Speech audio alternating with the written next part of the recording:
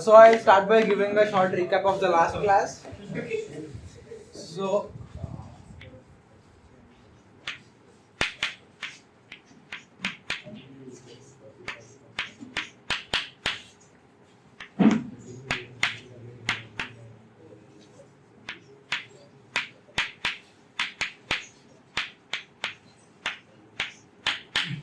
we went on to redefine the notation like this, and then we checked how do these variables or how do these quantities transform when you go to a different reference frame. So if I denote each component like this, where mu goes from where mu goes from 0 to 4, then like I'll denote a different Lorentz, a different reference frame by this thing, and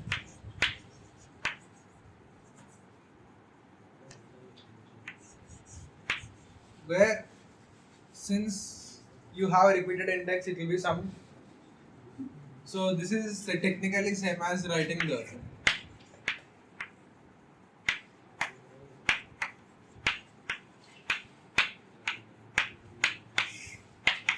equal to the matrix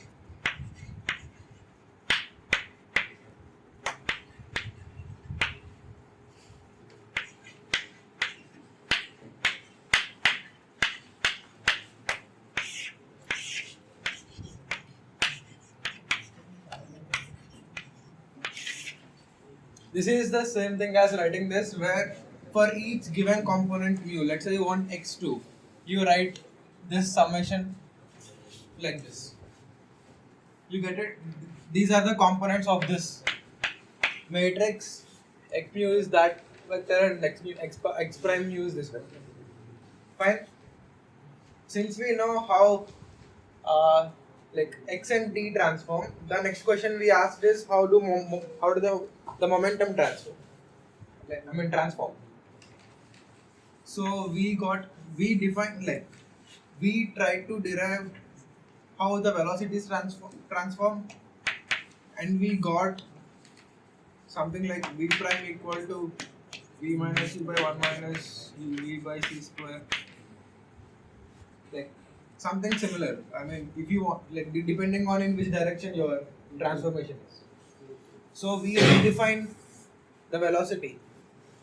We kind of give a new quantity called the 4 velocity, which is given as dx mu by d tau. Now since this d tau is the quantity,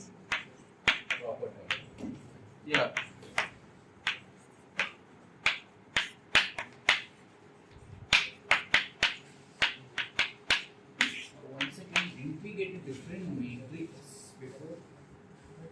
For what? Lambda mu. Yeah, when you try to redefine t prime with ct prime,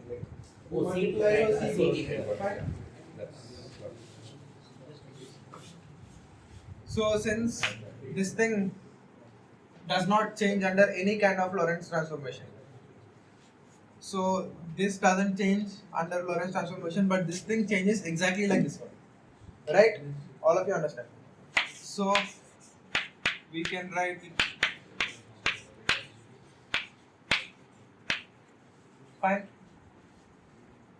Just same thing replacing this. Do you understand? All of you. So then we also saw that this d tau is the time, or let's say tau is the time experienced by the object moving. Let's say with respect to you, an object is moving. You measure the object's time to be t. But if you go to the object's frame, then the time will be going like tau. So that's why this is called the proper time.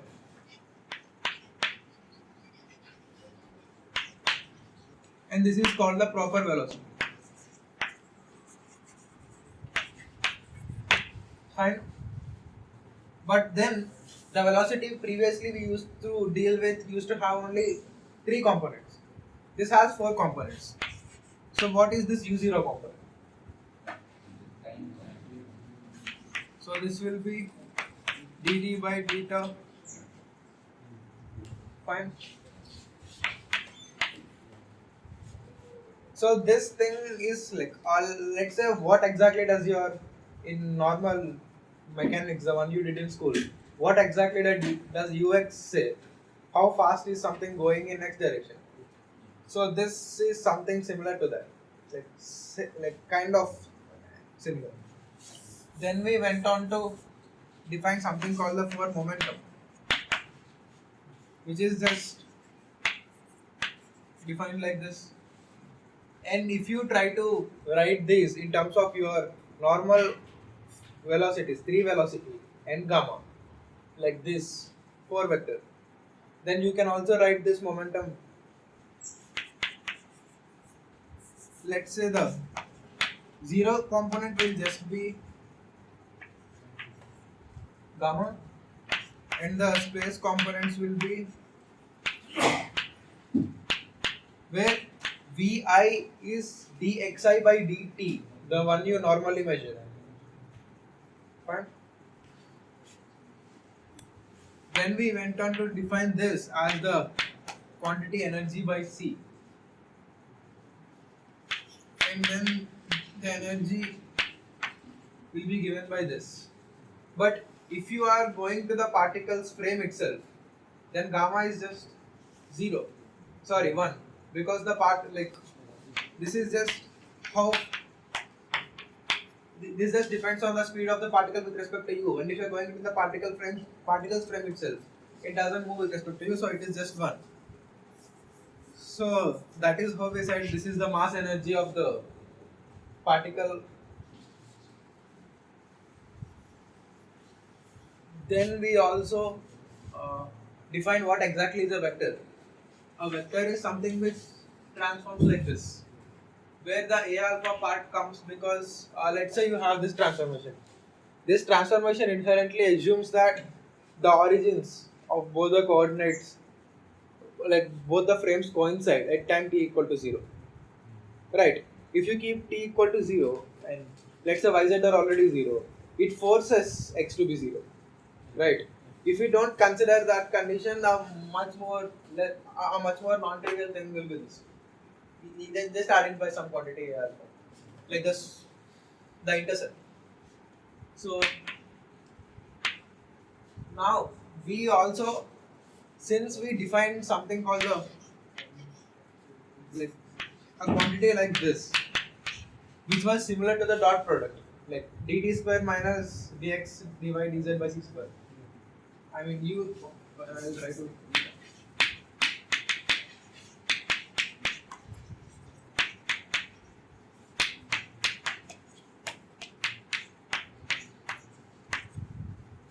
This thing is almost similar to your normal dot product in vector, in 3-dimensional vectors. But here we are trying to deal with 4D Minkowski space. Like, it's not your normal Euclidean space.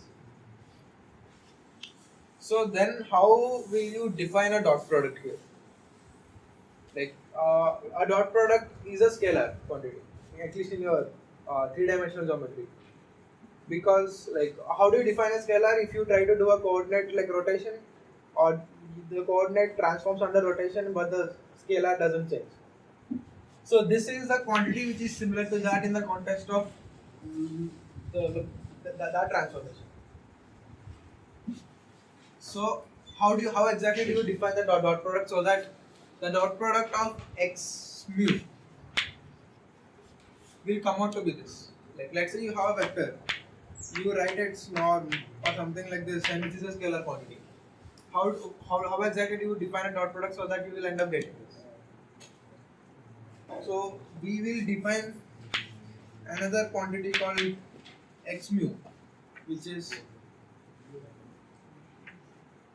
ct comma minus x comma minus y comma minus. Fine. Now the dot product of these two.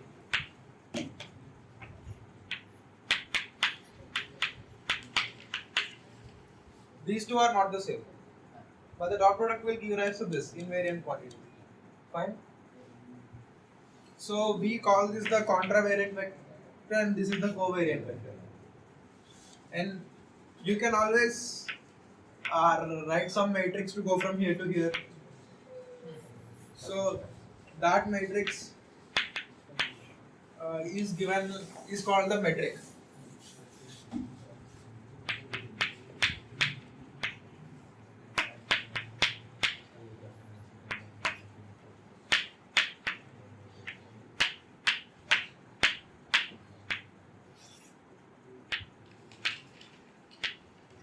You can see right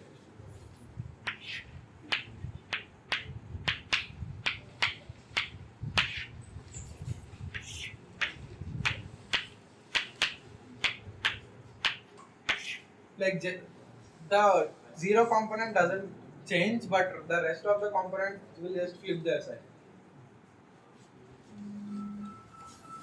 So this matrix like diagonal 1 minus 1 minus 1 minus 1 is compactly denoted like this, which is equal to 1 if mu equal to nu, minus 1 equal to 0 if mu equal to nu but not equal to 0, like 1, 2, 3, and 0 if mu not equal to nu. This has almost the same properties like delta function, but just that there is this small minus thing. So now, since we defined another vector called the covariant vector, how does this transform? Like that one we know it transforms like that, but how does this one transform? So we also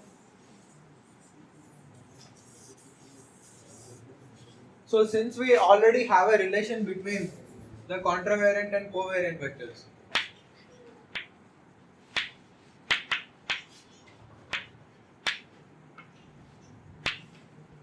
like this is how they transform.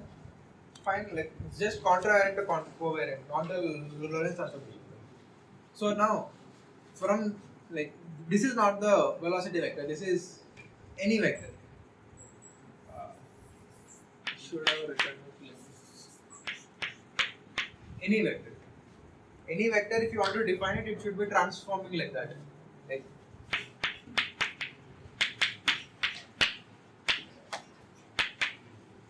so, this is the relation between the contravariant and covariant. So, if you try to input this in this, you get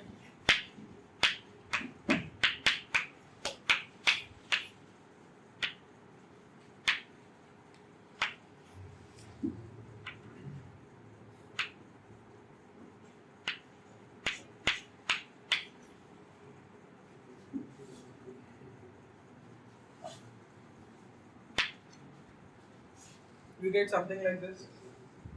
Just inputting this in. Eta does not change under a transformation because it is just a matrix. It is just given by numbers, right? Let's say you write a number 3. It is Lorentz invariant. So a matrix built with just numbers is also Lorentz invariant. So from this,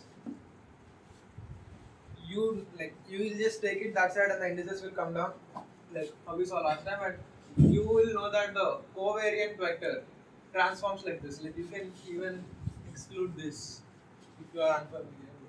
Yeah, so this thing transforms like this thing transforms like this. So this is written as, let's say, gamma alpha beta.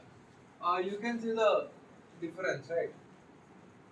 Alpha came down, beta went up. Fine, because here alpha is down, here alpha is up. Fine.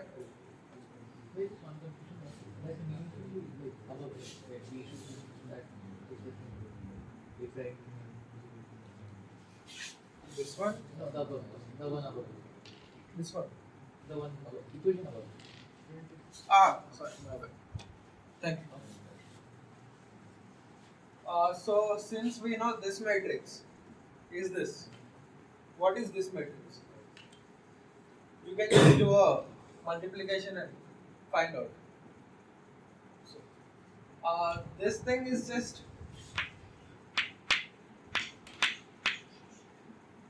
transpose. This is just theta transpose gamma eta. If you think about the matrix multiplication, it is just matrix multiplication, right? So each component will be given like this in matrix multiplication. So it is eta transpose gamma eta.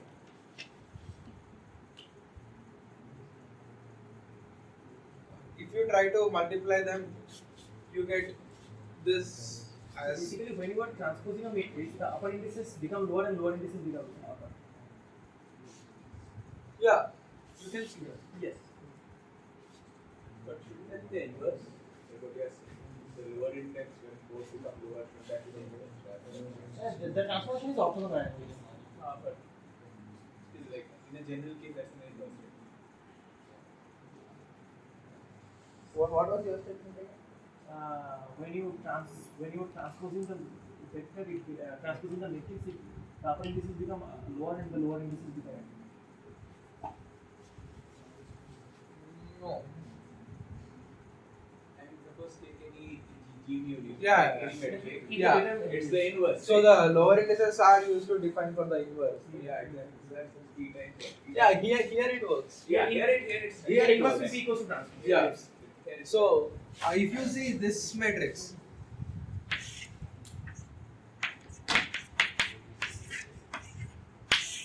if you try to write it is its own transpose. It is its own inverse. You multiply this with itself, you get identity matrix. So this thing is for inverse, but inverse is just that.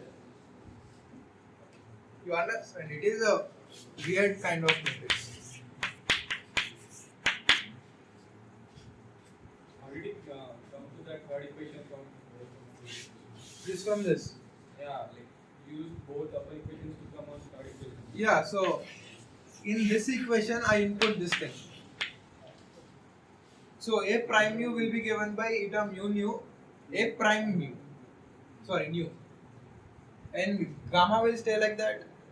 A mu will again be given by this thing. A beta, say eta alpha beta a beta. I mean, okay. So I'll see this is a repeated index, right? So it is just summation. It's a dummy index. I can write it is still the same. So I'll better.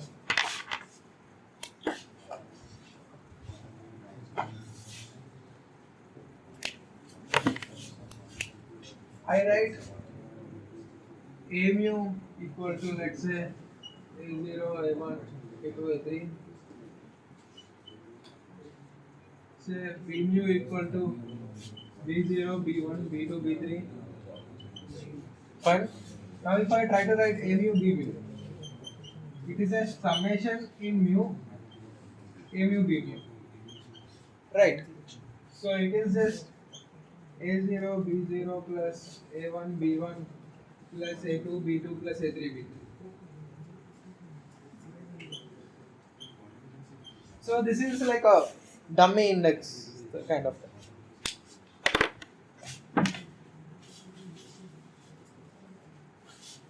It is unclear, like it was new, right? Okay, so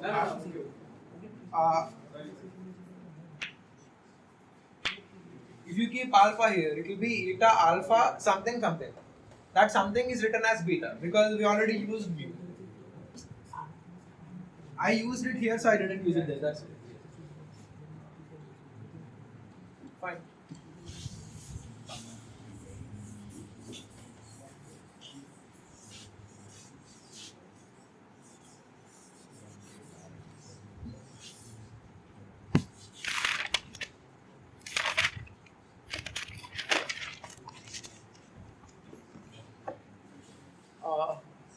So now previously when we were thinking about force, we didn't write any a good quantity, right? Like the force we tried to write was not transforming just like the transformations. So like when you look in the Lagrangian Hamiltonian case, you never the Lagrangian equations you write itself has the force embedded in that. So that is a way to write a Lagrangian and then get a force. Fine. Or I'll initially just define the force to be like this, and then we can see that this is what we'll get if we try using the Lagrangian Hamiltonian.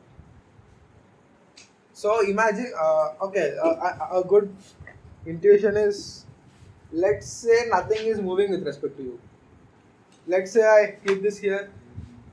Let's say I'm applying force, but at time t equal to 0, it is not moving. You understand? Now I can just say the forces acting on this are the normal, the Newtonian forces, Fx, Fy, Fz. Just for writing sake, I'll just say 0. The F time component. Now, if I try to do a Lorentz transformation on this, assuming that this transforms like a 4 vector, Why is it time component 0? because it is momentarily at rest, right? So you can think of I'll show. You have you have the momentum equations.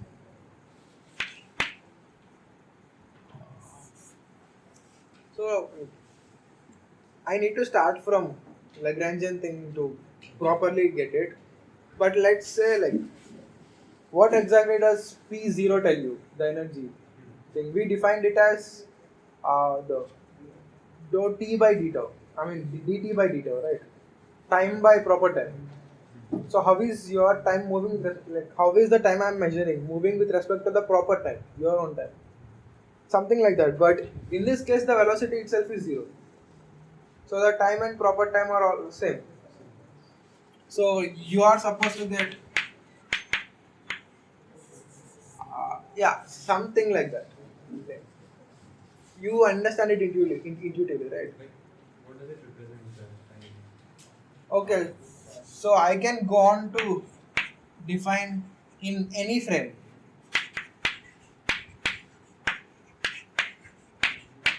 like this. Last time I said don't do this, but because it was a bit confusing. But let's say I define it like this. The 0th component will be, if it is at rest, that thing is a scalar. I mean that thing is 0. This is the gammas. Oh, gammas. Yeah.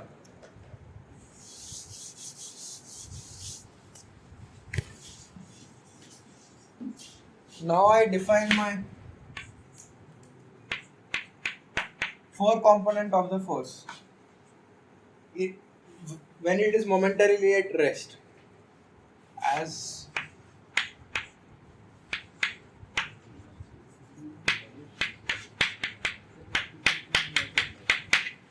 this is only when the object is at rest.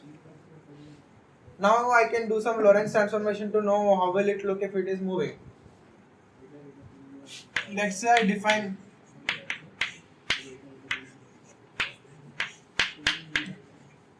fine, I go to a different frame where it is moving, or let's say after some time it started to move. Then with respect to my frame, this is the force is not this, right? It See, should be smaller. With respect to your frame, if it's already moving, force should be smaller. Right? yeah, smaller. See, this force is kind of like with respect to the particle itself. Okay, yeah, this is a better way to explain. This is with respect to the particle itself. You should not say it proper force kind of thing like that, but it is a bit complicated to explain it intuitively why this zeros thing comes. Because the particle, so this thing speaks about the tendency of the particle to move, not the particle itself. Let's say we have a particle accelerating at speed a, moving at speed v, you go to a frame which is moving at speed v but not accelerating its acceleration. You understand?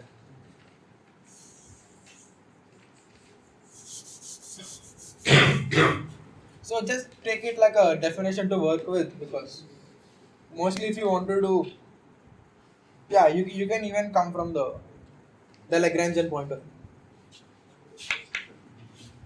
So now what will be the F0 component? Assuming like that is the gamma matrix, gamma minus beta 0 0.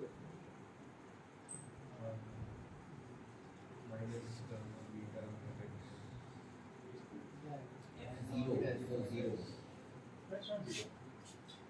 Capital F, the mu component is 0, so if you multiply by matrix, you will again get 0. It's the same matrix. Okay, the matrix is that. Let's say the particle is moving at speed v. Now what will be the... Let's say the particle is moving at speed v. What is the gamma matrix? Right. Or lambda matrix? What do you call it? This thing. I don't know what it is called. Yeah, the Lorentz transformation matrix. I get confused by the symbols. Minus gamma beta f x gives you f0. Yes. Minus or plus? Because Minus. Here see, is minus, right? if you go to a frame which is moving at Vx speed, you will get minus. But here you are going from a frame which is moving at Vx speed to a zero frame. See, this is u, and this is a particle moving at speed v. We are not going from f to f, right? F is defined in the frame. Right. It is the reverse. So the speed is negative. Velocity is negative. Yeah. So now the gamma matrix will be gamma Vx by c. Fine. So beta is defined as minus Vx. You understand? Yeah, you understand it, right? So now F naught, what will F naught be?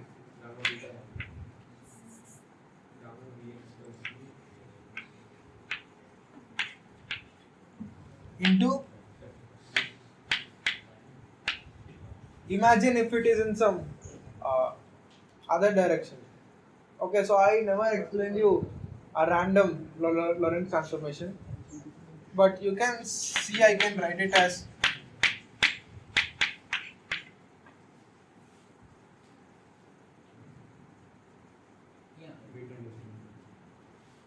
V bar is the velocity vector Vx 0 0.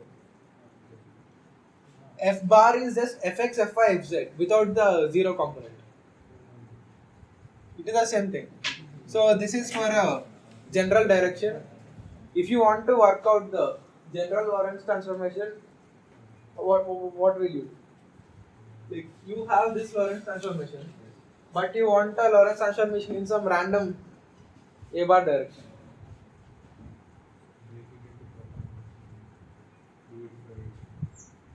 Doesn't. One way is like, let's say this is your x-axis. This is in some random direction. You can multiply it with the rotation matrix to get it in this direction, right? Or like, let's say this itself is moving. So you can make the coordinates rotate such that now your vector points in the x direction. Now apply this thing and then make it go back. Fine. You can work it out. Yeah, it is either very fun to work it out or such a headache to work it out. Why doesn't the breakaway component work? Why doesn't the? If it's moving in some random A bar direction, we're breaking the velocity in some free. Why doesn't it work? What exactly do you mean by breaking into the component? dx by dz. Okay, so you are saying You have not derived for Vy. add the Vx thing first, then add the Vy things first, then add the Vz thing first. Fine? You mean first let's say it transformed into a, like you want to transform into a frame which is moving at direction Vx, Vy, Vz. First you go into a frame which goes at Vx, then you go into a frame which goes at Vy, then at Vz. But for that, you need to know the Lorentz transformation in which the transformation is in y direction. Okay, so one way of doing it is, this is for x direction. Try writing it only for y direction, try writing it only for z direction. For that also you need to rotate it 90 degrees. Can't you just change the vector to be t, y, x, z and it will just be the same thing? For y direction. Yeah, that will also work. But this is the you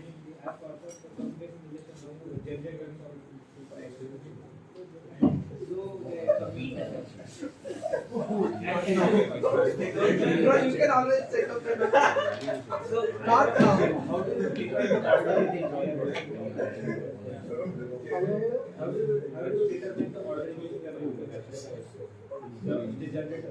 I know that question will come, that's why I said rotate it directly to the theta phi. No, I'm not writing Rx R by R. I'm just writing R theta phi directly. I know this question. Any doubt?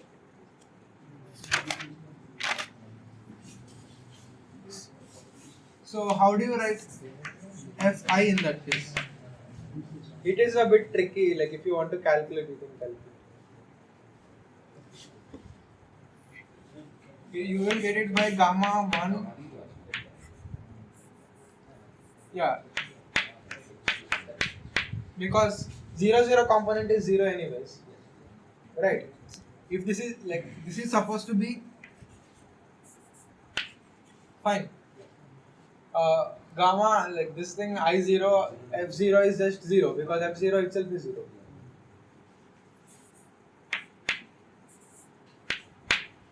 So if we know the y component and the z component of the velocity, we know the Lorentz transformation matrix.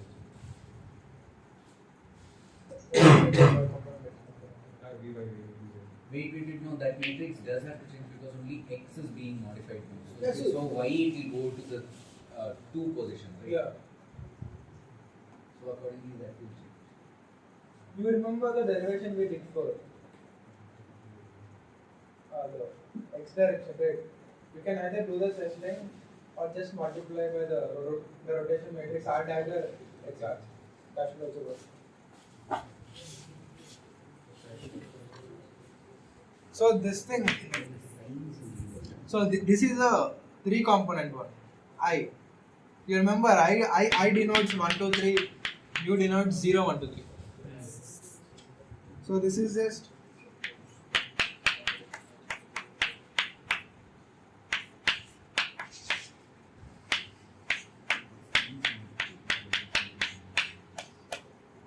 this still doesn't look good.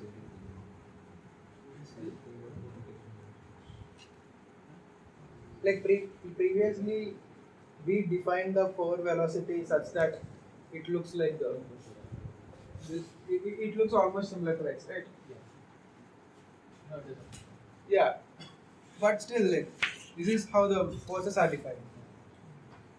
So you write F mu equal to d square x mu by d tau, and you if you know the forces, the 3 forces, Fx, Fy, Fz, you can write Fy and F0, right? And then you can use this equation. This is like the Newton's law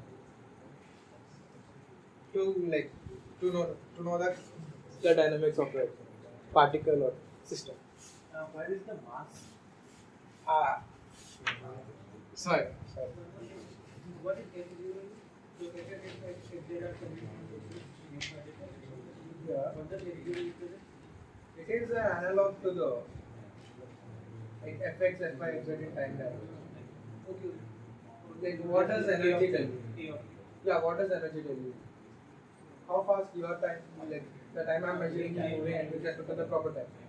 Something similar to that. Yeah. Not generator second. If you use generator second, then yeah.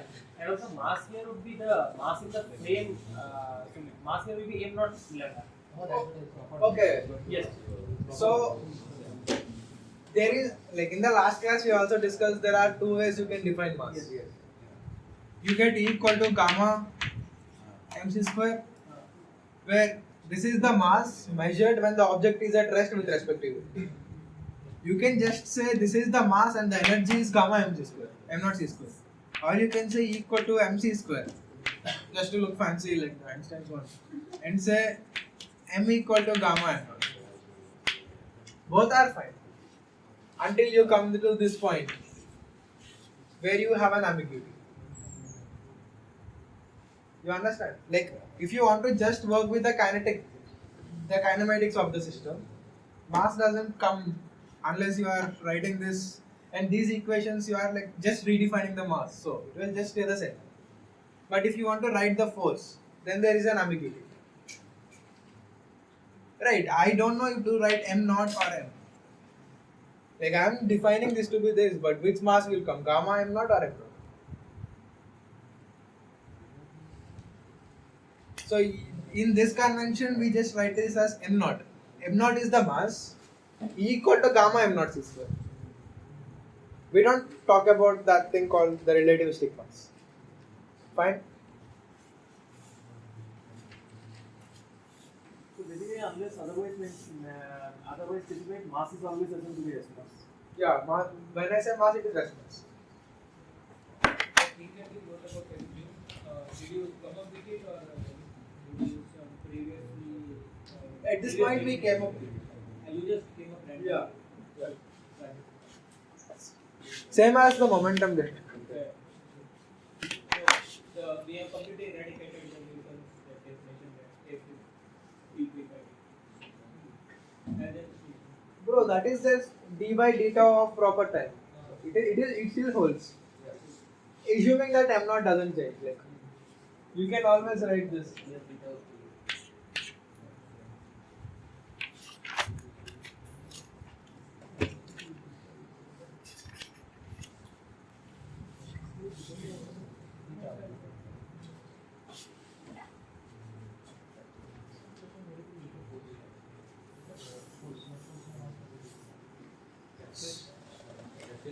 Frame of the origin, right?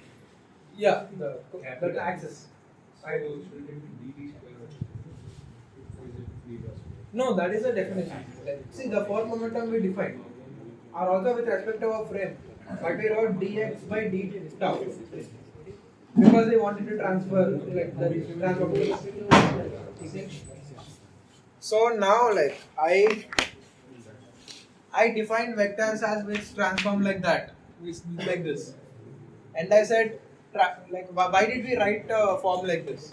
We want the dot, an invariant dot product, right?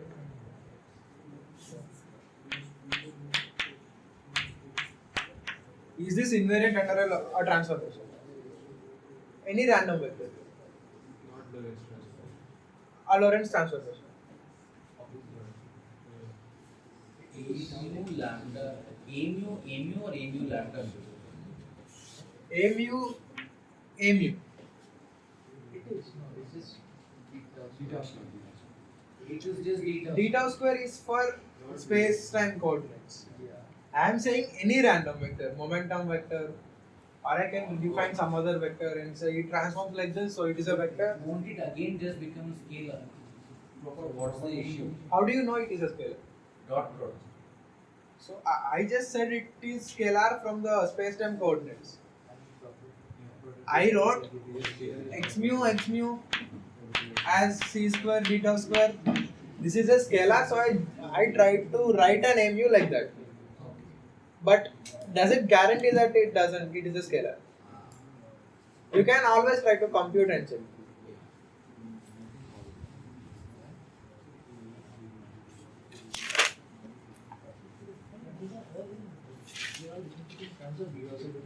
In this case, force will be constant, and in case of momentum also you will get this dv dot, right? That's also constant.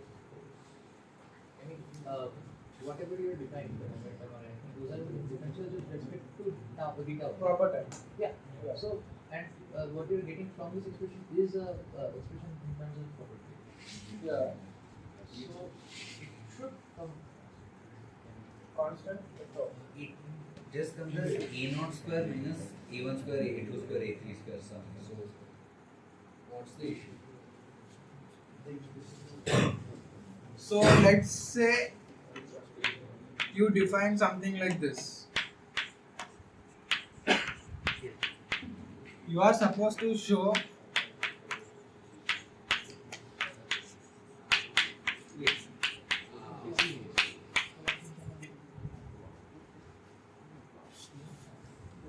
let's just do this for a x direction transformation. You are saying something? No, I assume beta was constant, so it should follow from that, I guess.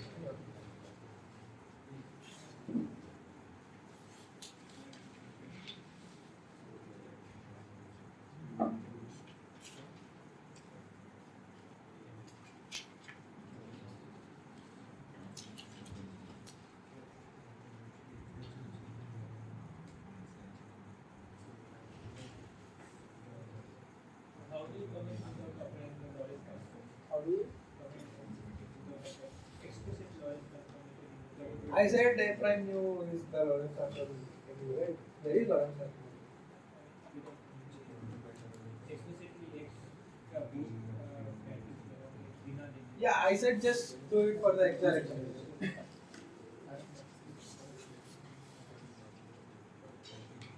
So we'll do this calculation like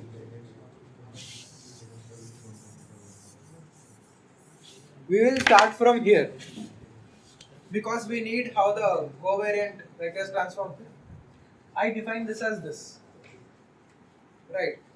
And if you remember previously, we just got this as this but plus signs. If you try to calculate, you will just get gamma, gamma, beta, 0, 0, gamma, beta, 0, 0, 0, something like that. Now try multiplying these two. It doesn't come the same. What? It doesn't seem to come the same if after multiplying with the matrices. Okay. The first two terms seem to change. No, this is, I was saying that, right? That is not the same transformation. See, the contravariant vectors transform like this. Okay. The covariant vectors transform like this. Alright. So you can't write the same matrix. So you will get a plus instead of this minus. Why? Because of our eta mu mu and eta alpha beta, Yeah. we have the minus ones in the x, y and z, so that's it. Yeah, let's do it explicitly for you.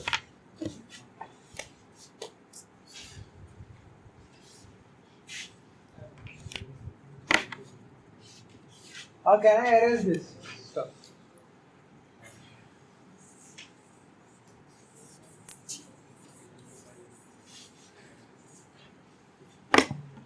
Now, let's try to compute this quantity.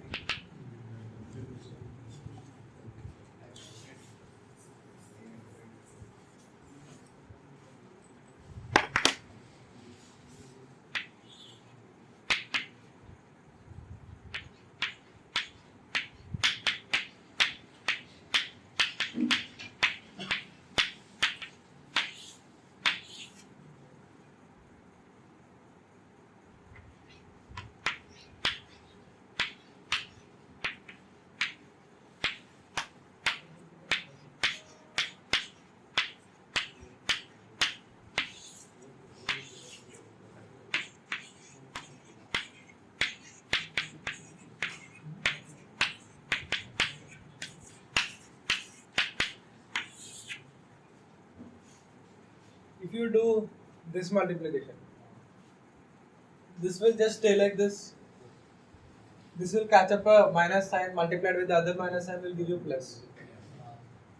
And this will just stay like the rest are zeros. And this will just stay like that because just multiplied by 1. And this will be getting a minus sign. And the rest all are same 0, 0. And this will catch a minus sign. This will catch a minus sign. Fine. So we multiplied with this now. Now multiply with this again. This will just stay the same. And This is also same. One. This will get a minus sign, minus minus plus. This will also get a minus sign. Same with this. So it's just the minus is becoming plus. Yeah, the minus. But what do you know about this matrix? Let's say I go from x prime to x. I multiply it with gamma alpha beta. If I am going from x to x prime, let's say this is the one with speed v. This is the one with speed minus v. It is just the inverse. Let's if x equal to x prime equal to gamma x equal to gamma inverse x, and it is the same way. Fine. You see that, right? Just the inverse thing.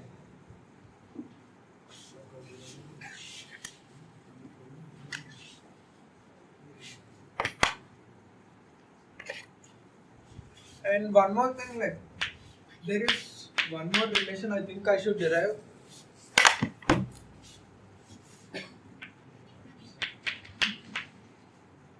In this, you just assume c equal to 1, God given.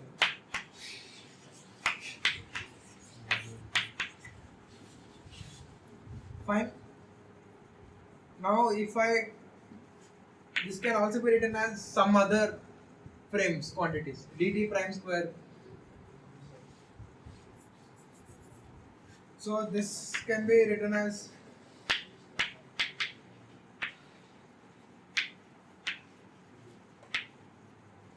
fine.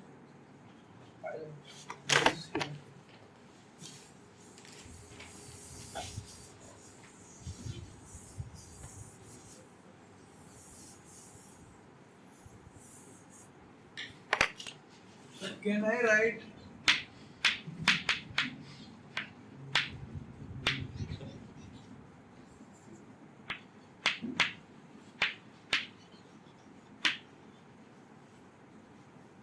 write that? The first one will become a covariant thing, the second one will be contravariant. Dx beta covariant, dx beta contravariant. Fine. So if you just see this thing, it will be dx beta. Fine.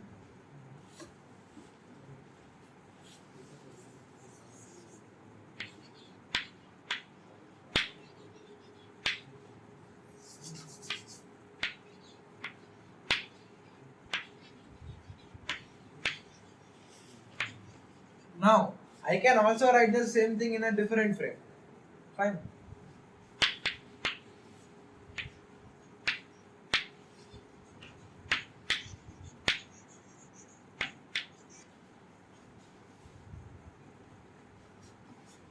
From the previous Lorentz transformations, I can say,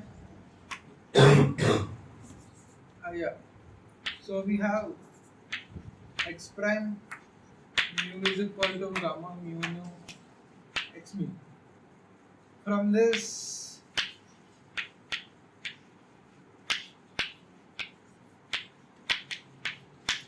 can I write this?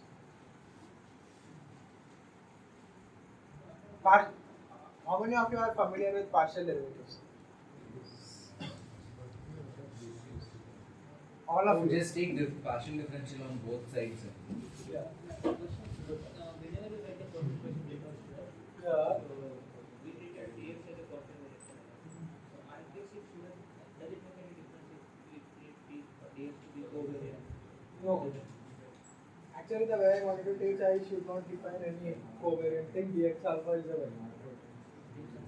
Dx alpha is just a vector. There is nothing like covariant.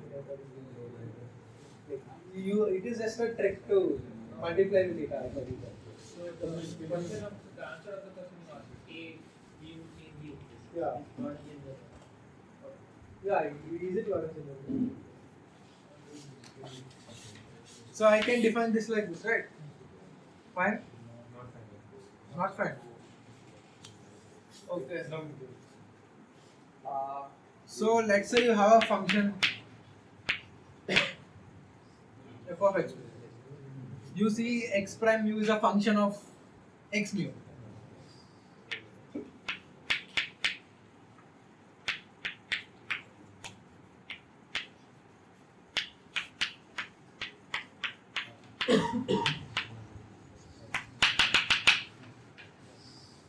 So in our transformation, this is just the metric component, the matrix component.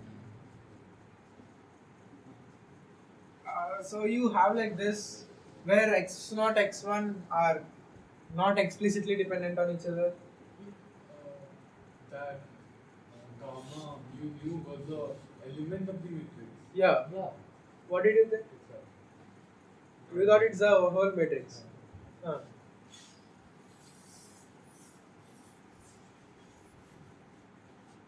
So the element gamma mu can be written as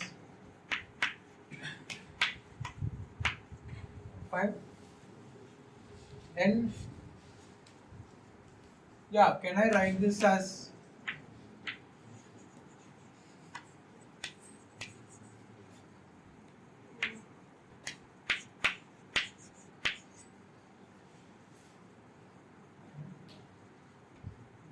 you understand, right? See, x primes act like the functions we have. x1, x2, x3, x0 are the variables, like the independent variables we have. So think of this thing, yeah, think of this thing like f of x, and these are the coordinates.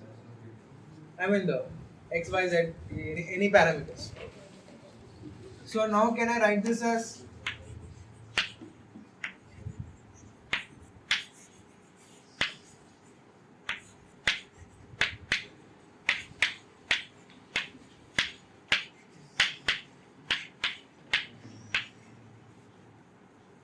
yes?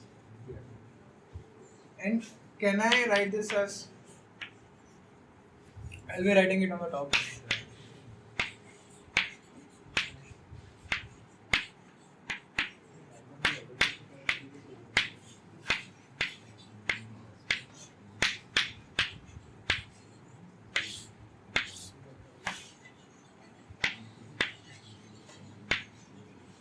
Fine. Just they commute because they are just scalars. I mean numbers. Think anything. Not vector. They are just components of the vector. Now if you see, is there a similarity? This and this. This is the same as this. This is the same as this. So this is the same as this. Equivalence relation. So this can be written as eta alpha beta. Fine, you all get it? And these can be written in terms of gammas. So you can write this equal to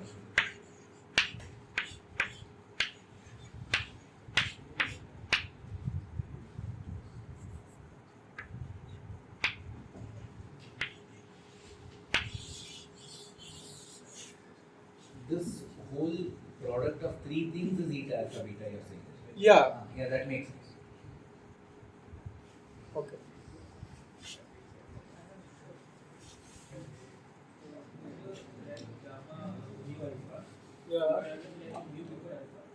Yeah. Yeah, this is the other notation. Here gamma alpha beta, this is gamma alpha beta. Beta will be 5. Okay. Yeah. So this is for the transformation of contravariant. This is for the transformation of covariant. See, every time the frame which you want to go, its indices will be given closer, and the frame which you are going from will be given here. Something like that. At least in this case, not in the case of tensor. So here I am going from alpha to beta. Sorry, beta to alpha. Beta comes here, alpha comes here. Here I am going from beta to alpha, so alpha is still closer to that.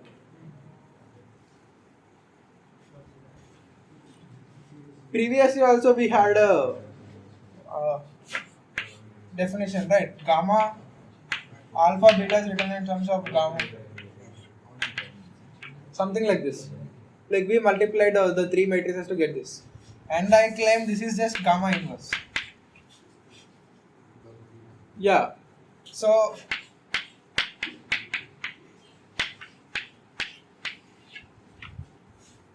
and this is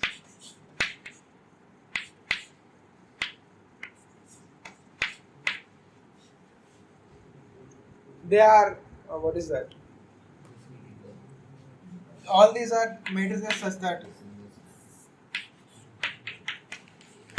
like that. So you can like instead of going making it complicated, you can see eta equal to gamma gamma eta. You see that like just multiply both sides with eta, multiply both sides with gamma. Eta equal to gamma eta gamma, eta equal to gamma eta gamma. Like, they are just components, so I wrote them side by side. You see both of them are the same relation.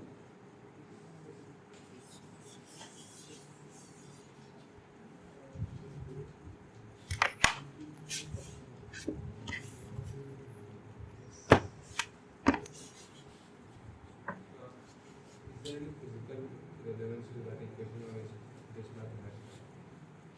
Like two Lorentz transformations, does that relate to any physical relevance?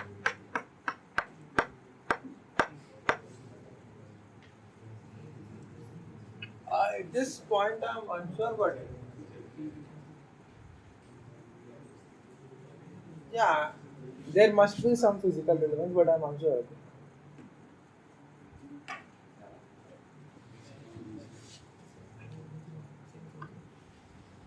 So all this came because we were talking about invariance of this quantity.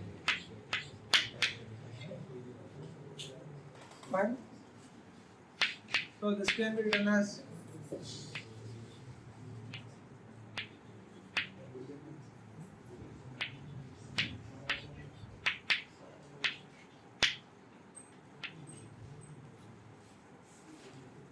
and like let's say this is mod alpha square.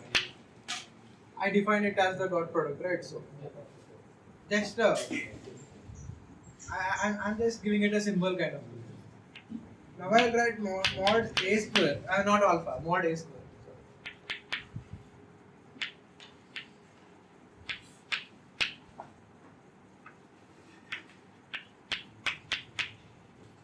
Fine. Same thing for the prime coordinates. In the prime frame, you get the same thing.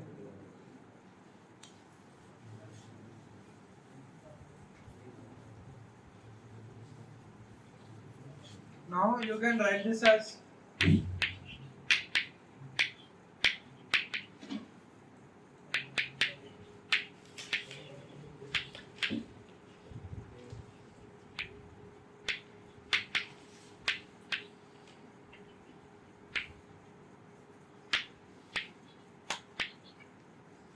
just the Lorentz transformation of these two. You get this. Gamma alpha mu a mu is this Lorentz transform. Lambda alpha beta is got it now. You all of you, do you understand this? Yeah. Because of definition of A dash. Yeah. So this can be written as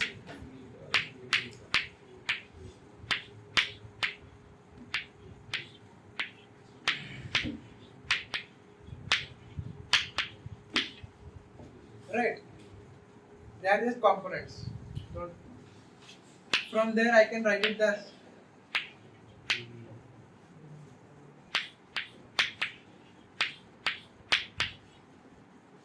this is just mod. That is exactly why it is invariant quantity.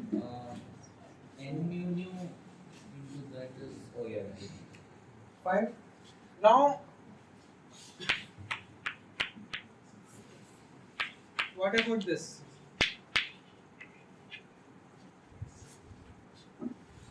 Both of them transform by the same Lorentz transformation. Just do the same thing, like just writing this and using this relation. Is it Lorentz invariant or not?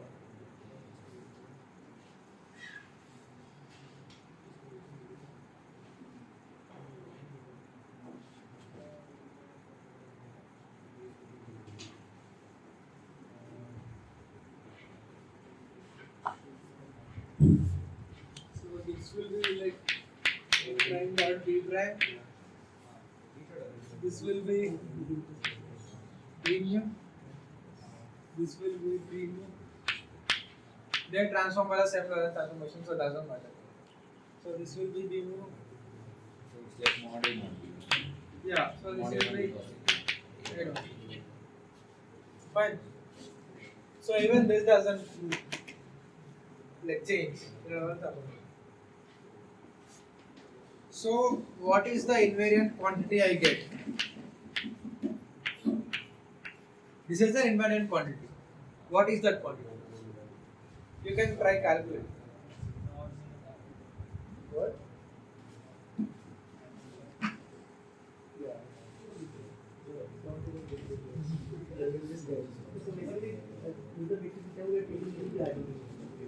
Yeah.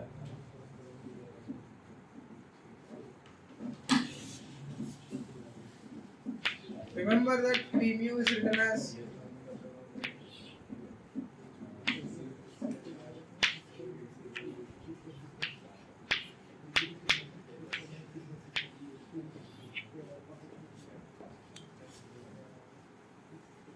so the yeah.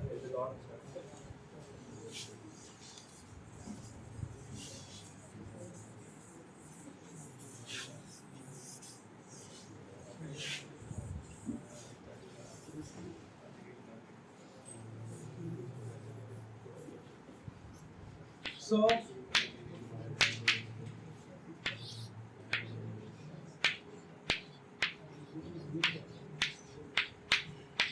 where the zeroth component is given by this and the ith component is given by this is p mu. Now what will be p mu? Zeroth component same and then minus.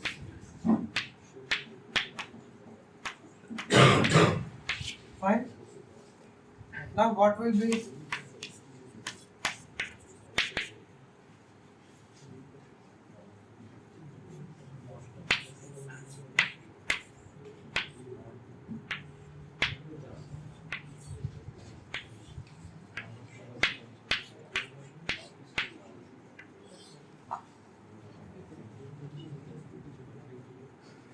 fine?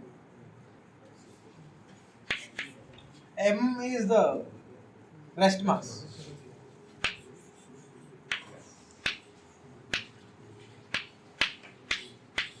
This is the modulus of 3 velocity. Fine?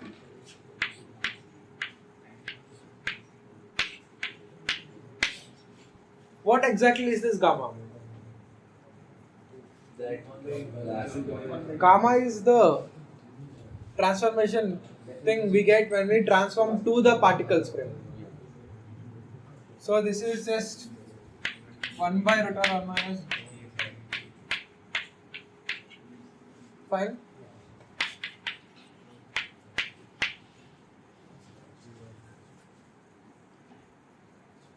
Is it C square? Huh.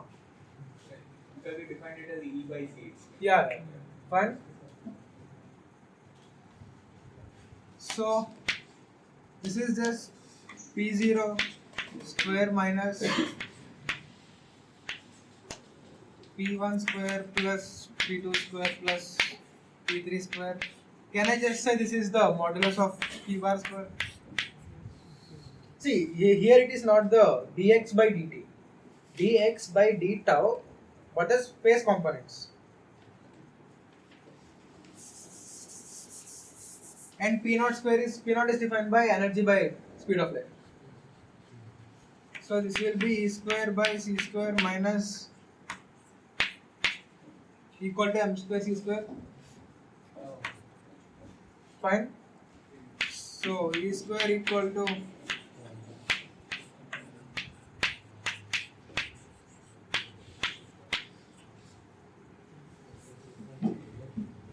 fine. This is the dispersion relation, or whatever you call it.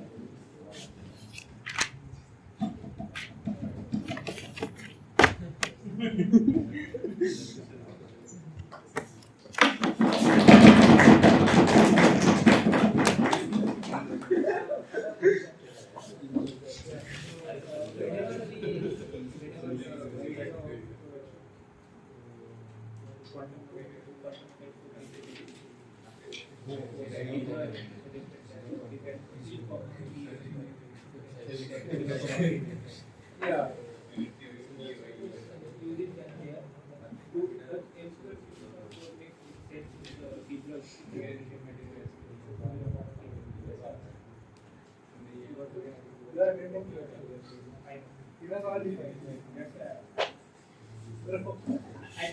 Why to bring water? Yeah, fine. So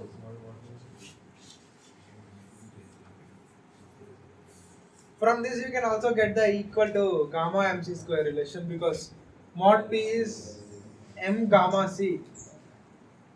So it will be M square gamma square C power 4. No, sorry, that is for the whole P mu. You can get equal to gamma MC square from this if you try to write the components modulus square. Just putting that thing. Yeah.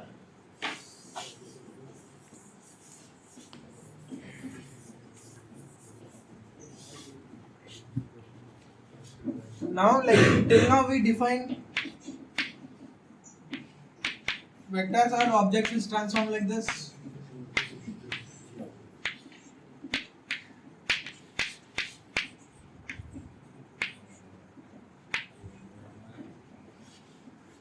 These objects have single index, and I keep on using objects with random like 2 indices also,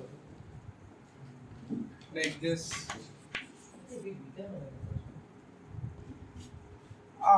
Sorry. Thank you.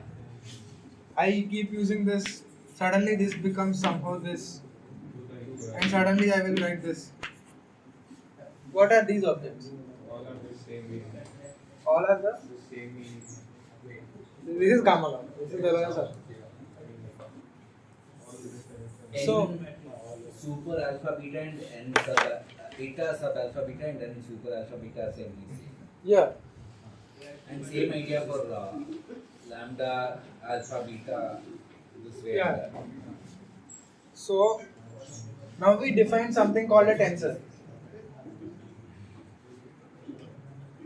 I'll define first this object, something with 2 indices on the top.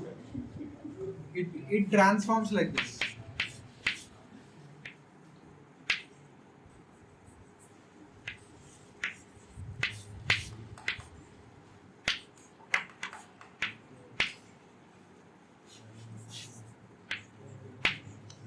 Or 2 index contravariant tensor transforms like this. I'm defining it like this.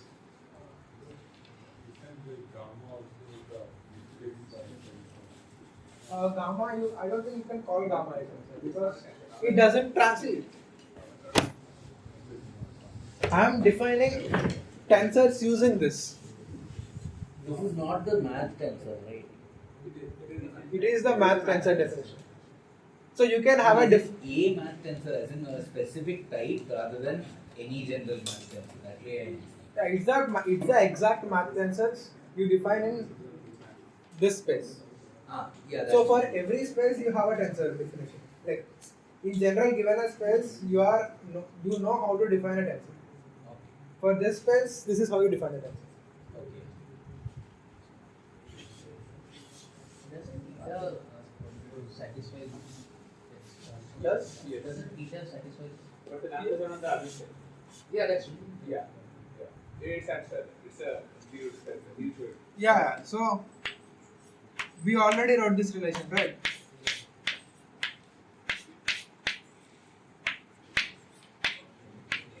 Yeah. That means eta does not change under a transformation. So eta prime, this is not eta transformed equal to fine.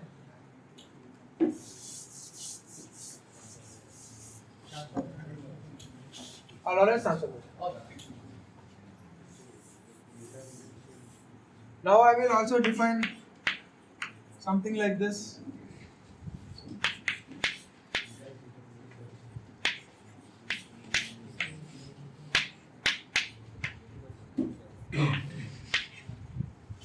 I can generalize this to any number of upper indices, any number of lower indices. Let's say you have upper indices alpha 1, alpha 2, alpha n. And you have lower indices beta 1, beta 2, beta n. This object should transform like this.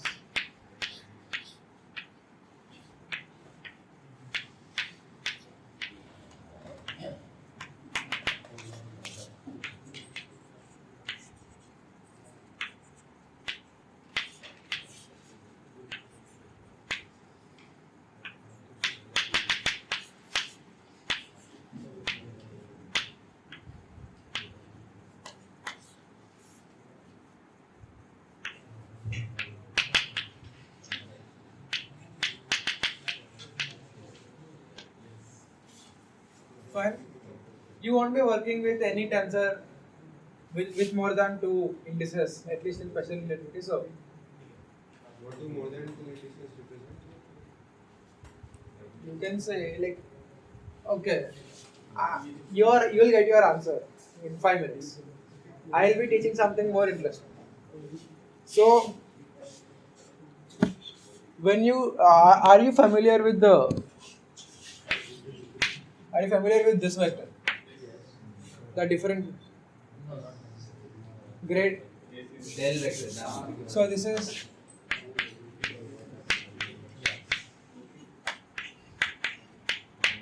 if xyz transform in a particular way, like let's say I denote this, just say some quantity. I am generalizing this to mu indices.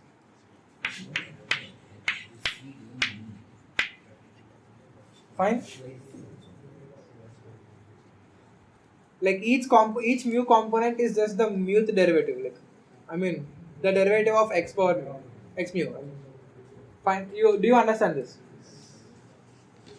Now, if x mu goes to x prime mu, what is d prime? I mean del prime. Does it also transform like a contravariant vector, or does it transform like a covariant vector, or is it not a vector only? What? 3 options. in normal space, it's a vector, so I'm guessing it's again a contravariant vector. Contra simply because you have put mu on top.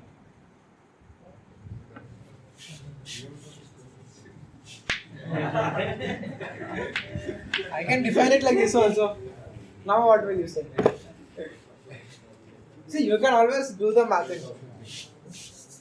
We wrote this definition, right?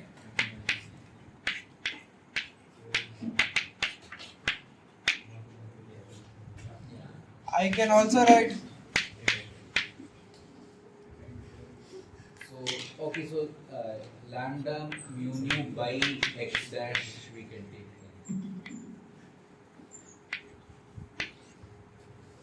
Because it's self-inverse, yeah.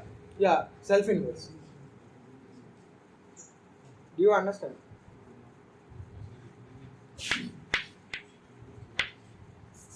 This is not the contravariant wala thing. This is the covariant wala. Do you understand this? Just like this, you take reverse. I showed you, right? This is exactly the same as the reverse transformation. So this, let's say, I write this.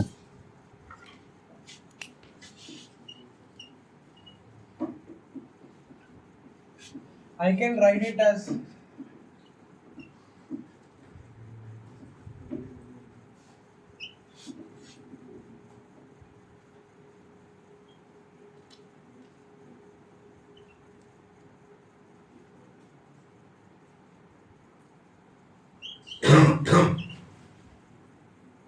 multiplied with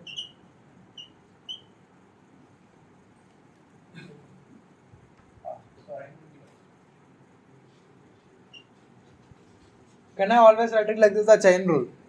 Are you familiar with the chain rule? Are you? We came through JEE or IIT, we are familiar with chain rule. Fine, bro.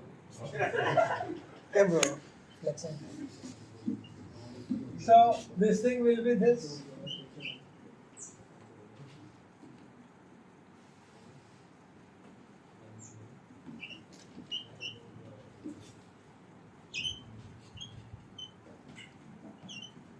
Fine. So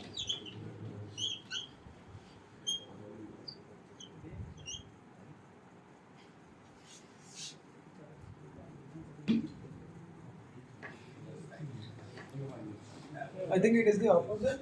It should be on the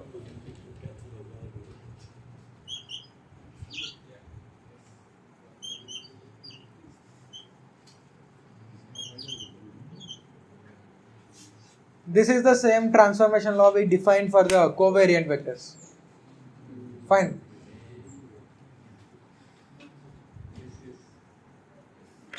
So the gradient with respect to a contravariant component behaves like a covariant vector. Simply because in this case the index is up, in this case the index went down. You can think of it like this. Fine.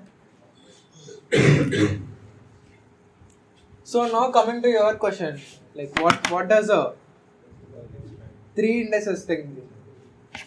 Let's say I have a 1 index thing. I differentiate it with some other index. This is a 2 index problem. I again differentiate it. It's a 3 index problem. Or I can also differentiate it with respect to the covariant component.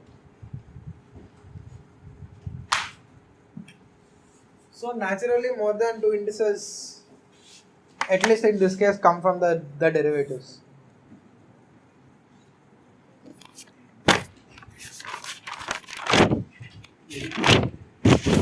Yeah, I'll be going.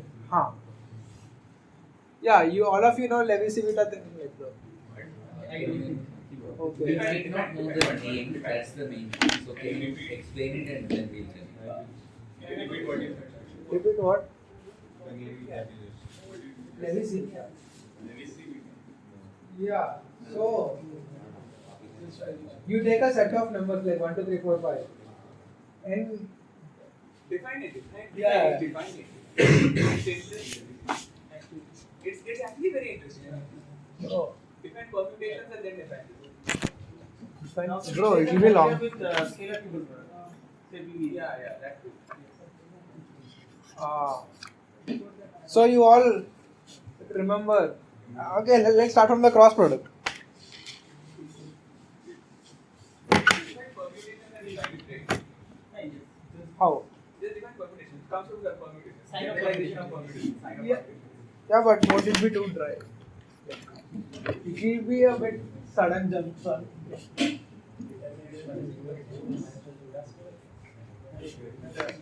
I couldn't find it. It's there.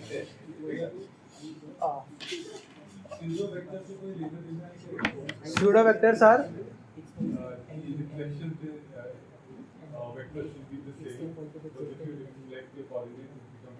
Yeah. They don't transform properly. What is our need of defining derivatives? Why do we need to define derivatives? Let's start with the stress test. I'm asking genuinely why do we Okay, so I want to take I have a 1 index object. I want to take a derivative of it with respect to a 1 index object. Then it will be a 2 index object. I'm calling it a tensor. Naturally goes on. So naturally extend of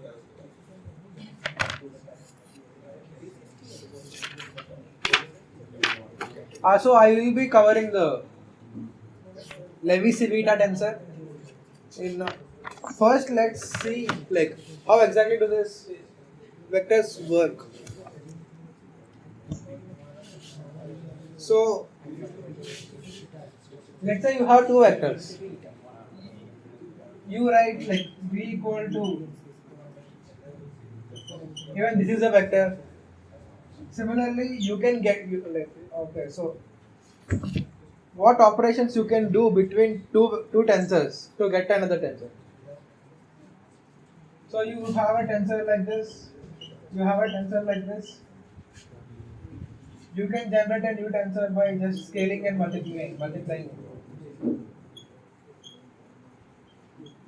Same thing is true for all indices, any index. And then you can also just directly multiply two tensors to get a new tensor. Say you have a tensor t alpha beta, then you have a tensor v gamma. This is a tensor, this is just a contravariant vector, covariant vector, a one index tensor. You can multiply these two to get a new quantity. So, just think of these objects as some objects which have components. You have an object which has two components. You have an object which have one component, like two indices, one index. Now, if you multiply them, you can either change these indices or you can change these indices. So, it will naturally be a three-indexed object. So, you multiply two tensors to get a tensor. But how do you know if it is a tensor? You should transform like this. This transforms like that, so you get 2 gamma. This transforms, you get a gamma. So, it should work. Then you can also contract the indices. Let's say you have a tensor like this.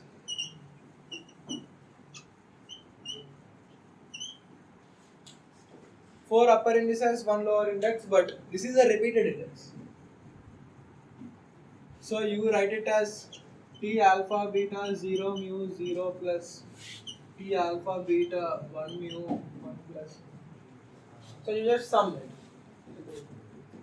Do you understand this? Because each of those will also be similar tensors. Yeah, this will be a 3-component tensor. You started with a 5-index tensor. And we're converting it to 3. Yeah. You can, like, instead of this, even if you had something like this. What? Okay, that is the notation. Okay, let's start from this. Now I multiply it with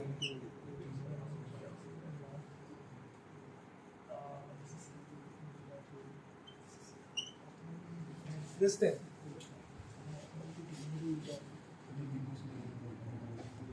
Yeah. So at least now this is the summation. So instead of this, I'll just write it like this. Yeah. And then you also know we can differentiate a tensor to get another tensor. Just you get one more index. What? Yeah. There I. Ah, fine. Don't do that. I'm just saying don't do that. Yeah.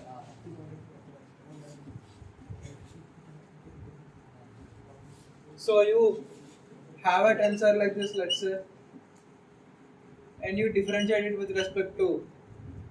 Okay, sorry.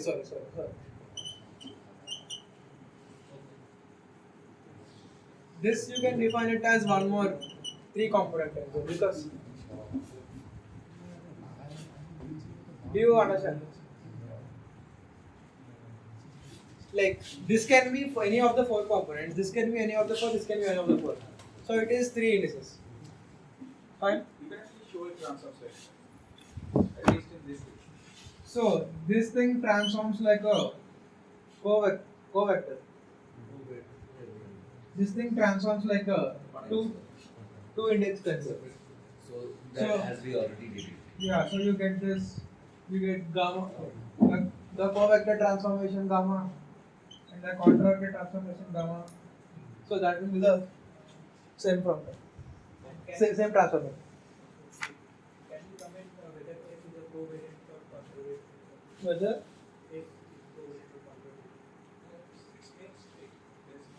All upper index or all lower index. if you have all upper index, it is contravariant. If you have All lower index is covariant. No. I don't know where covariant and contravariant names come from. So I know you will ask that.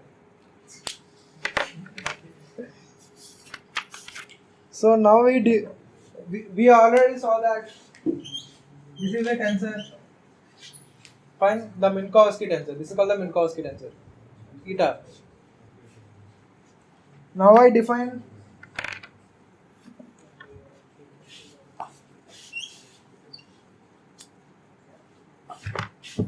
can I erase that?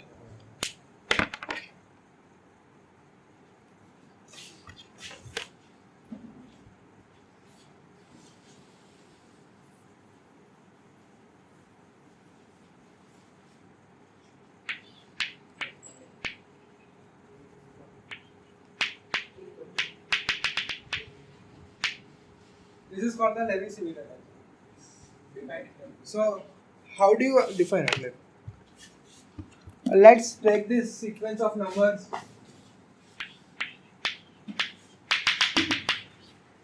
This is a sequence of numbers 1, 2, 3. Now take this sequence of numbers. Rest all are unchanged, only these two are. You call this an odd permutation of this. And now consider this.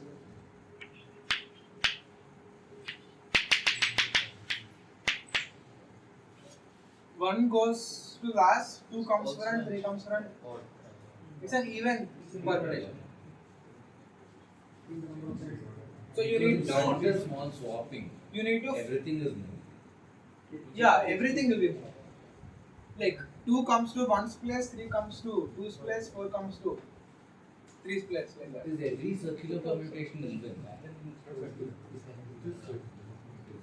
I mean, don't define it like that. You just give an example of a swap. That's I think you can just like define it in terms of swaps, like how many swaps are there. Define it as in like this. So if you need a odd number of swaps to get a particular permutation, it's called the odd permutation. If you need a even number of swaps to get a particular permutation, it's called the even permutation. So consider this thing. How do I go from here to here? We need to swap 2 with 1 and then 1 with 3. So from here you go to this. So 2 swaps, even number. From here to here 1 swap, odd number of permutations. You can try this for.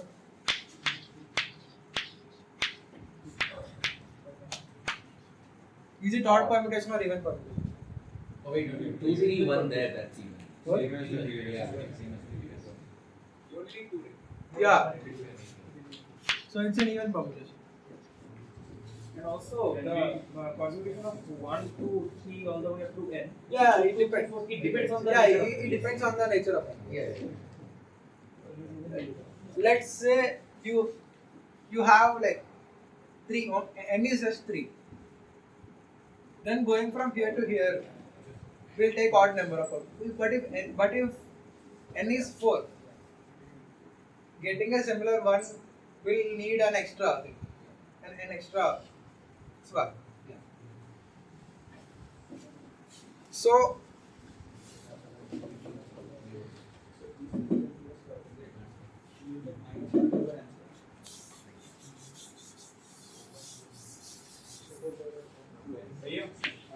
Can we only swap adjacent elements So also? we can swap with anything.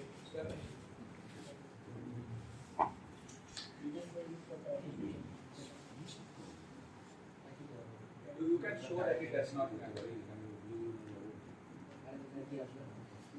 So now I define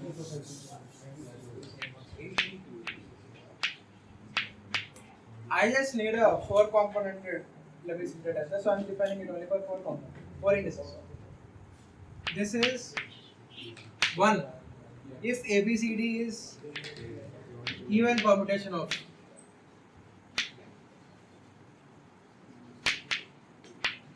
one, two, three, four.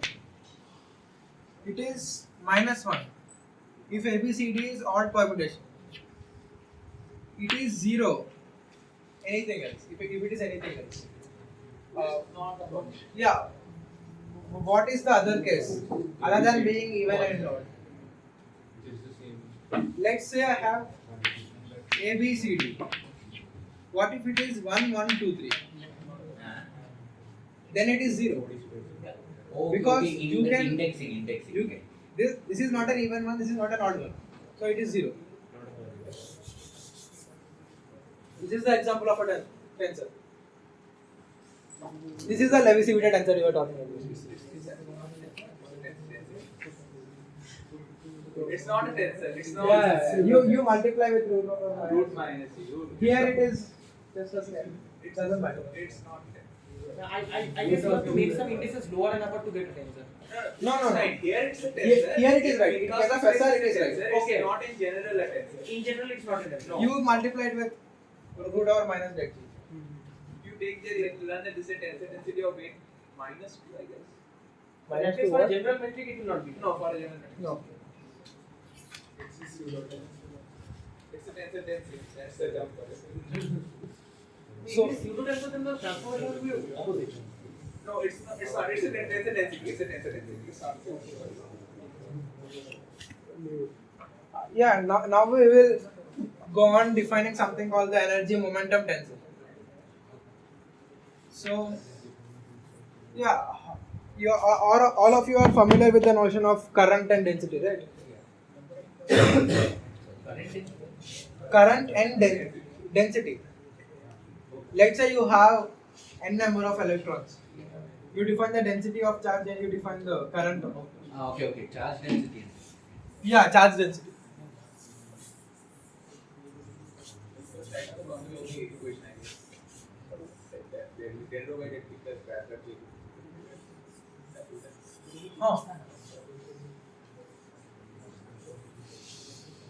I will follow from one person.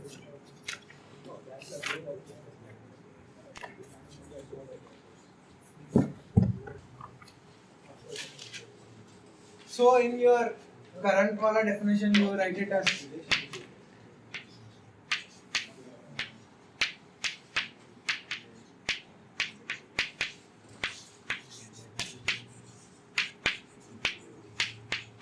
let's say you have a box of n charges, each with charge E. Each charge's position is xn, and the random position in space is x. Then the current is defined like this. Like you can look up your 10th class definition. This is not. They are a general. This is a general. I can assure you that's not 10. No, it is a general. Like, see, if you try. What is this delta Q minus x and all? Oh, wait. Okay. This is the delta function. Wasn't it defined? Dirac. No. Okay, I will define.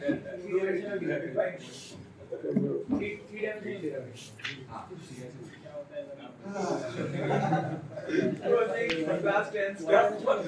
No, it was like this in our class. Current density was in class 10, not this. Where did you find the 3-dimensional Dirac delta in Class 10. Which board? Which board? Some random book. Some random board. Book. Okay, so when x equal to xn of t, you know delta function, right? You know this object. The zero everywhere infinity at a point that was. That's it. Yeah. I think it's better if you just say that. Okay. Define it. Define delta function or use the example. Anything.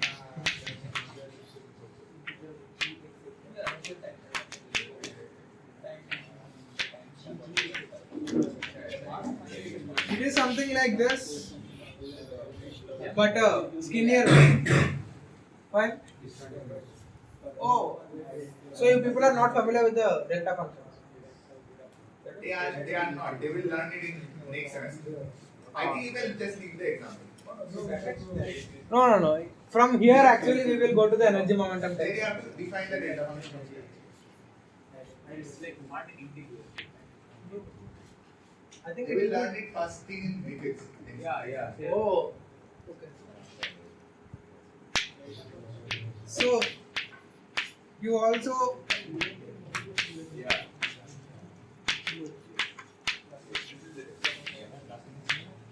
fine. See, this is 0 elsewhere, so integral is just 0. But when it is a, it is defined as like f of a. Now, how much time do I have? Yeah, I'll go a bit faster, but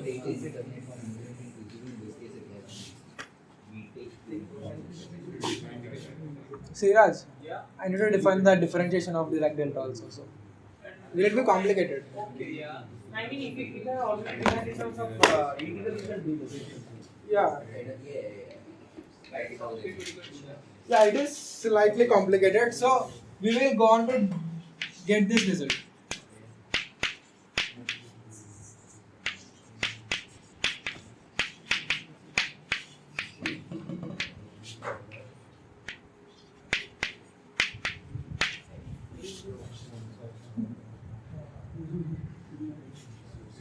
Can you see it intuitively? Like, no?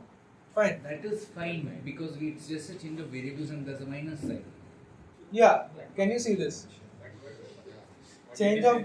Okay, I'll derive it properly. So. You are 15 minutes. Fine.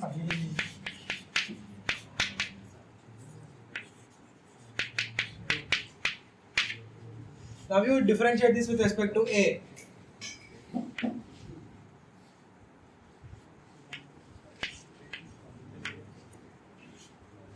Fine. You are differentiating with respect to A, but the integral is with respect to X. Do you get it? This can also be written as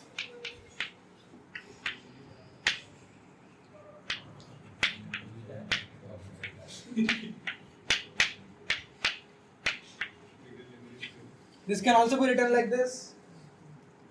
Fine. So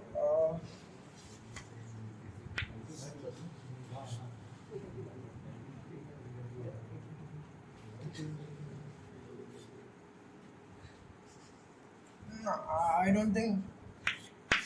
Yeah, so the differential with respect to y doesn't come on this because they don't depend on it. F of x is just a function of x. Only this, like the derivative of the delta function with respect to y.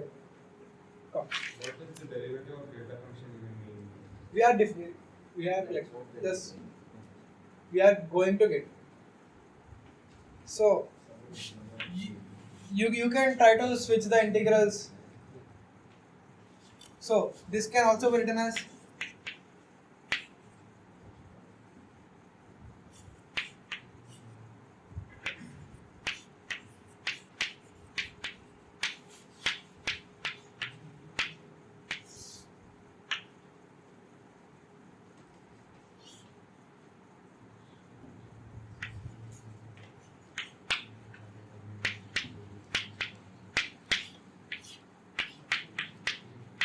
the UV rule for differentiation. Like UV minus just the derivative of U will give you the derivative of V. Fine? By parts also, yes. Yeah, by parts. Yeah, I can just state by parts. So from by parts you will just get this.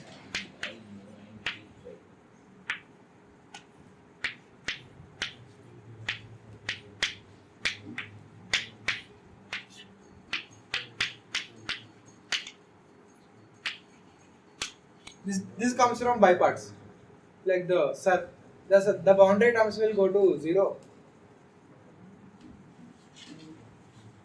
So then from comparison I can say this, right?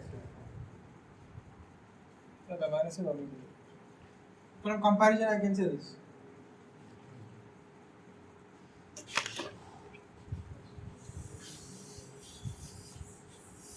So now in like we define the charge density like this. Let's say this is the density, which is a function of. What was the last thing for current density? Something del by del t it is. Yeah, that's correct. I'll get there again.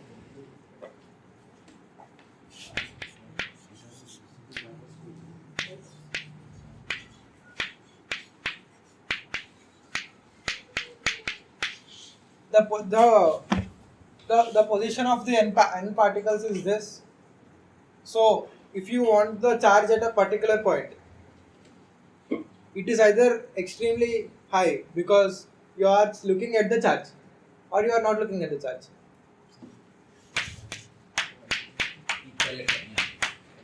Fine, like this. Here it is 0, here it is non-zero. Here it is 0, here it is non-zero. That's why we get the delta. So this is just multiplication of the x, y, z delta functions. Fine. Do you all get it? This thing might be a bit overwhelming, but yeah. So now I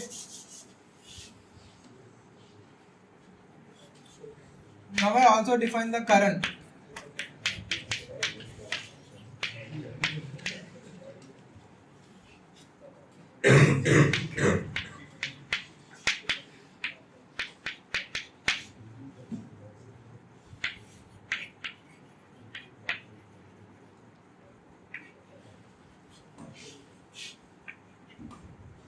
So this is the current vector. Like you might come here again next semester. So just like what I did for momentum, like take the zero component as, take the like scalar thing as zero component. I'll just write this as the 4 vector gel. Fine. Like I am doing it, and it will be a bit harder to explain in this way. What is EM? What is EM. charges of the individual particles? I guess you should include C also. Yeah, in all these calculations, assume C equal to 1. I mean, these guys are not familiar with that concept yet. No, I introduced them last time. Okay. At this point, I don't think it will come. Yeah, I'm just doing it in classical case. It is purely classical. Now, like just like how I did it for an electric charge, I'll be doing it for momentum as well. So we have each component of momentum. For each component of momentum, I will define a momentum density and I will define a momentum current. Fine. So the momentum density, just for notation, I will write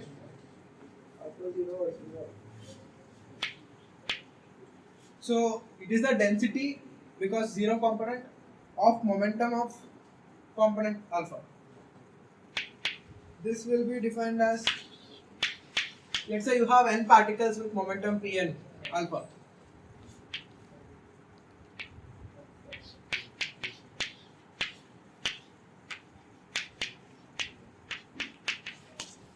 This is fine, same as that definition. And I will define the momentum density. Why is the plus in brackets? That is T. Oh, it is just a function of time. Oh. So the current is defined as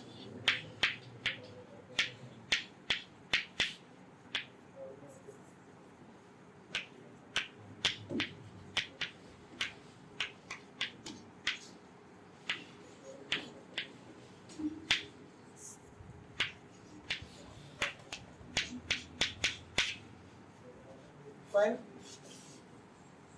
T alpha P. Or T I. Okay, it's I. This Yeah. T alpha I.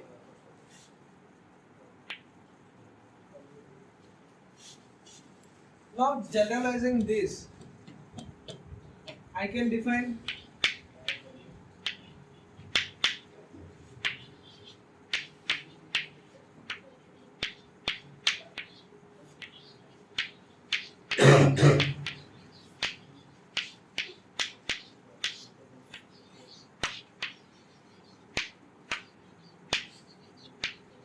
fine at x0 will just be like then it will be multiplied by c, but c just whenever c comes make it 1. And now this is the like at least here this is the velocity. Okay, so I can write it as P mu n by E n. How? For zero component it is obvious, right? En cancel 1.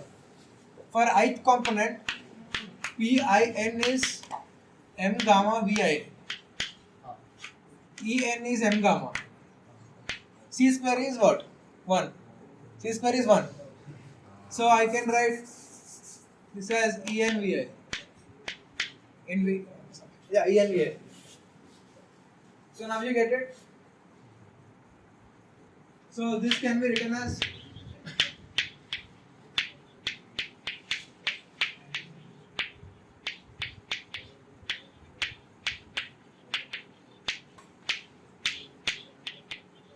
so if I switch the indices, A will go to mu, mu will go to A. Even then it is same. If I write this is equal to this, right? Because P alpha, P mu, they commute with each other.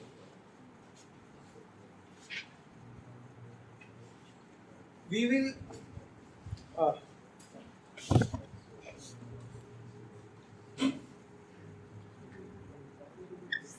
so now try to write the derivative of this object, of the ith object.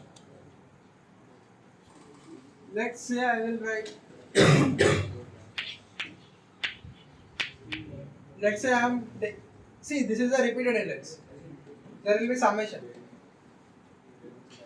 I am writing fine. This is the only thing which depends on xi. That depends on the xn of I. Xi is any random point. Xn is the position of the particular nth particle. So this is the only object which depends on n, depends on xi. So taking this inside will give me this. So from this thing I can put a minus sign and write xn of I. Do you see this? Instead of this I will put a minus sign and I will write xn of I. Get it? All of it. So I have this. You get in this? Yeah, this part is fine. Using this thing where x will be changed to a minus. Del of delta. Yeah, so you get n, you get minus n.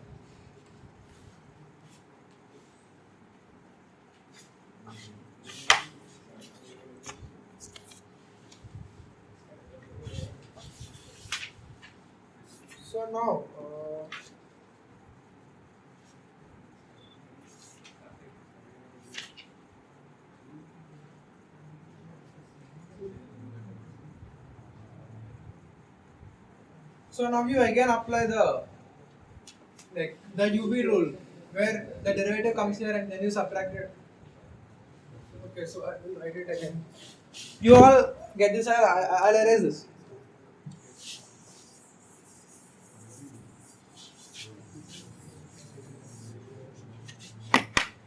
From here I can write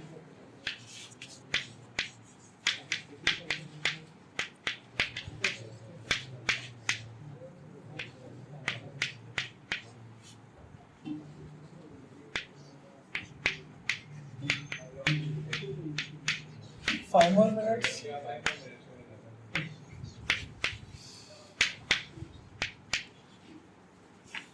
Fine.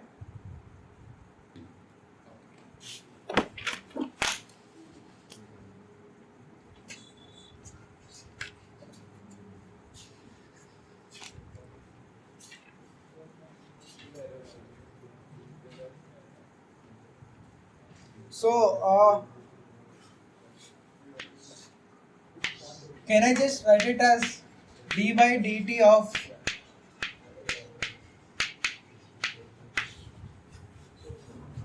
do you understand this step? This thing will become d by dt of x delta cube x minus x. Total derivative, sure. Yeah, total derivative.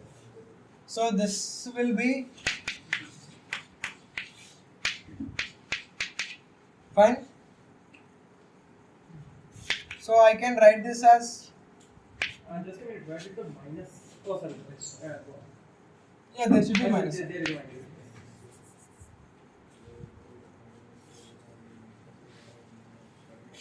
Yeah, there is a minus sign. It is right.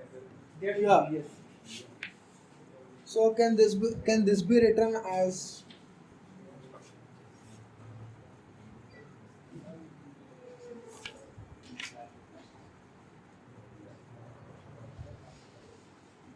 so apply the chain rule here where you write d by dt of this minus something.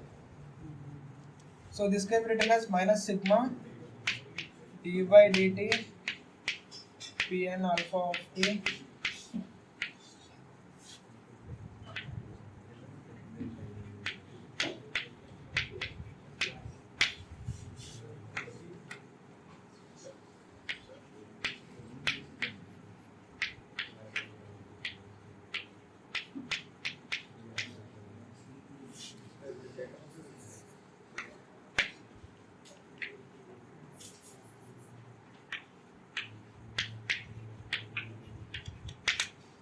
you know this, right? Like UV.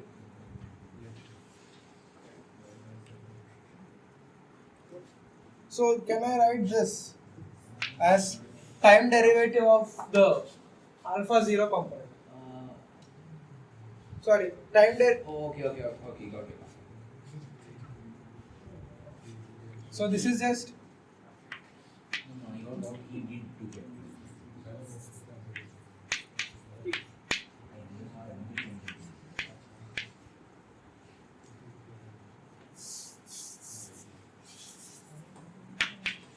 fine. This thing is just minus time derivative of the alpha 0 component plus this. Yeah, plus this thing. Fine.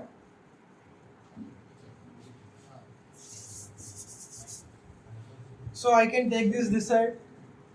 So it will be dou by dou x0 t alpha 0 plus dou by dou xi t alpha I.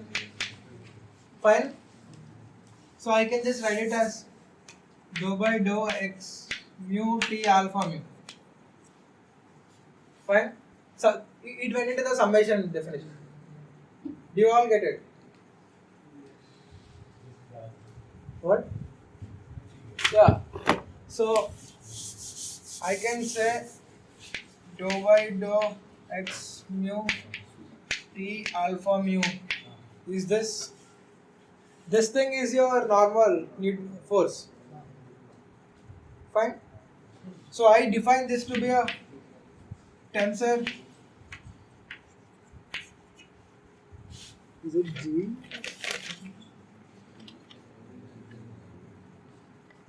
Yeah. So when this is called, like, let's say I call this some tensor G. Alpha mu, since this is contracted, since the repeated indices are there, I'll just define it G alpha. G alpha is defined as this, and this is just force on each particle. Time derivative of momentum, just the Newtonian case. So when there is no force on any particle, G alpha is 0. Fine. So assuming that there is no force acting on any, like if there is no force acting on any particle, you get the relation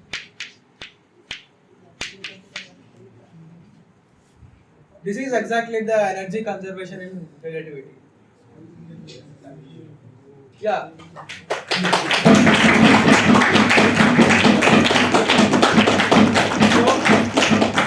That is the sum. Yeah, this is the sum. Even in GR you will get the same thing. So this is analogous to the energy conservation because yeah. You're done, right? I think No, yeah. No. Yeah. That's it. Charge density and Oh, charge. This is momentum density and energy density. and how did we get this expression for charge? No, this is not for charges. And for any density, this expression No, because I explicitly use the thing like P is just this, right? here I somehow cancel P and yeah, I cannot get a similar definition for any arbitrary density because P itself is defined in terms of the velocity vector. So this thing I defined as P by E, right? I can't do it for some random densities. You get it? If it is some random density epsilon Ji, I can't write it as Ji by epsilon, right? You get it? Yeah, you can read up Weinberg GR, first chapter, second chapter.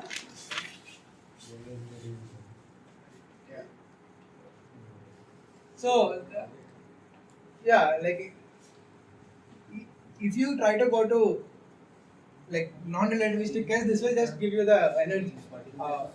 Then the energy conservation loss and momentum conservation loss. I think that's it. If anybody has doubts, they can say. Yeah, time was not sufficient. So. Oh. Yeah, I thought I would do Lagrangian formalism. You can read up. Is there going to be SR4? No. I think this is the last year. I think I also realized the Lagrangian one is pretty readable than this. You can read David on GR chapter 1. Chapter 1 is SR, bro. Don't do this. Okay, so I don't think that is a good recommendation for first time. that is my first time. It's So, fine. just one thing, like in SR we define the Lagrangian to be this. Just clean the board.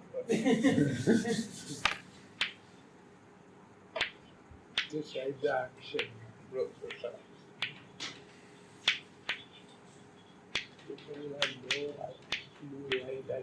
He used a few Again, board clean. Again, clean the board. Bro, it is take it with a pinch of salt. Yeah. Like this is the proposed Lagrangian for SR, and you use the EL equations he defined, and you will get the results. Yeah. Instead of writing Newton the force and stuff. If you want, you can also add a potential. Yeah. GR lecture when? After midterms. After midterms. The next lecture will be after midterms. Bro, group please. And tell them to do paper presentations. Yeah, on Saturday